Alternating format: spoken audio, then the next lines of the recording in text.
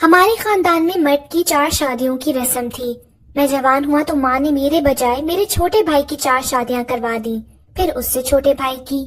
میں 35 سال کا ہو چکا تھا۔ نہ جانے کیوں میری ماں میری شادی نہیں کرنا چاہتی تھی۔ میں نے خود کوشش شروع کر دی، مگر کوئی بھی لڑکی مجھ سے شادی پر تیار نہ ہوتی، حالانکہ میں امیر اور خوش شکل تھا۔ ایک دن میری ماں نے مجھے وہ راز بتایا کہ کیوں میری شادی نہیں ہو سکتی۔ راز جان کر میرے سر پر آسمان ٹوٹ پڑا۔ میرا نام وقار خان ہے اور میرا تعلق بلوچوں کے خاندان سے ہے۔ میرے ابو نے 4 شادیاں کی تھیں اور میں ان کی تیسری بیوی سے تھا۔ میرے 4 سگے بھائی تھے اور بہن کوئی نہیں تھی، جبکہ ابو کی باقی تمام بیویوں سے بیٹیاں ہی تھیں اور بیٹا کوئی نہیں تھا۔ تمام بیویوں کو ابو نے الگ الگ گھر میں رکھا ہوا تھا، یوں سب کی زندگی میں سکون تھا۔ بڑا بیٹا ہونے کے ناطے میں بہت لاڈلا تھا۔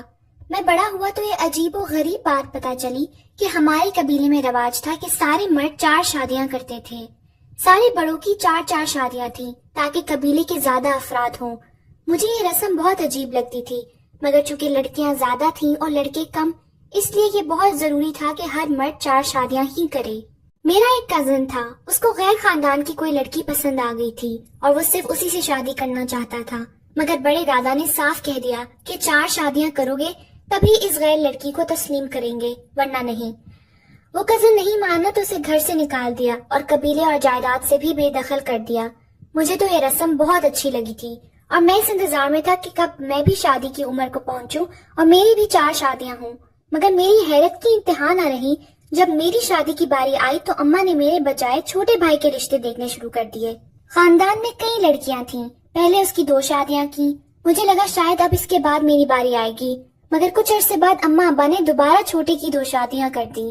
اب تو مجھے بالکل سرے سے ہی نظر انداز کر دیا گیا۔ مجھے خود گھر والوں کو شادی کے لیے کہتے شرم آتی تھی۔ کچھ عرصے میں انتظار میں رہا کہ اب کر دیں گے گھر والے میری شادی، مگر وہ تو جیسے مجھے بھول ہی چکے تھے۔ میرے سوتیلے بھائیوں کی بھی شادیاں ہو رہی تھی اور میری عمر دن بدن گزرتی جا رہی تھی، یہاں تک کہ سب سے چھوٹے بھائی کی بھی شادیاں ہو گئیں۔ میں نے اب غصے میں خود کوشش کر دی کہ کوئی لڑکی مجھے پسند کر لے۔ میں خود شکل بھی تھا اور امیر بھی، اس لیے مجھے توقع نہیں تھی کہ کوئی بھی لڑکی مجھ سے شادی کے لیے ہاں نہیں کرے گی۔ میں بن ٹھن کر شہر جاتا تھا اور کئی لڑکیوں نے مجھ سے شادی کے وعدے بھی کیے تھے، مگر جانے کیا ہوتا، چند دنوں بعد انکار کر دی تھی۔ یوں ہی کرتے کرتے میں 65 کا ہو گیا۔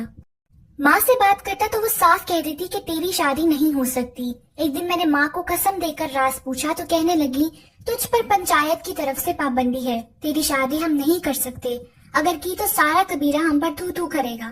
میں نے پوچھا، اماں میری شادی کا پنچایت سے کیا تعلق ہے؟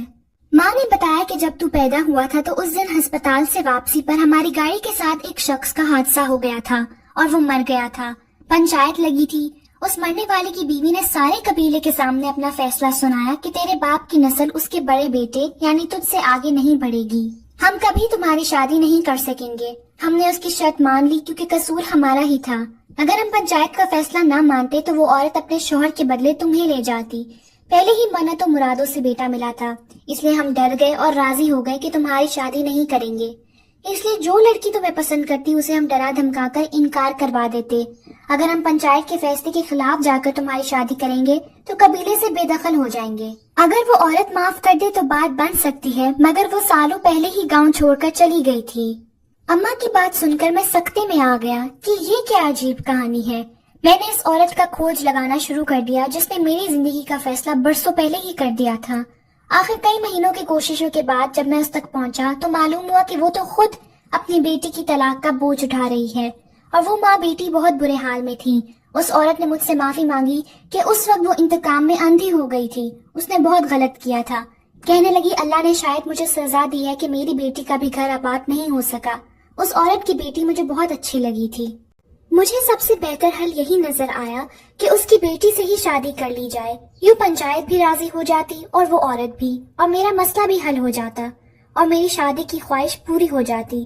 میرا یہ فیصلہ پورے جرگے کو پسند آیا تھا اور یوں آخر کار میری شادی ہو گئی۔ آج پورے خاندان میں واحد مرد میں ہوں جس نے صرف ایک ہی شادی کی اور میں بہت خوش ہوں کہ مجھے صبر کا پھل بہترین ملا۔ میری بیوی نے میری بے رنگ زندگی میں آ کر رنگ بکھیر دیے تھے۔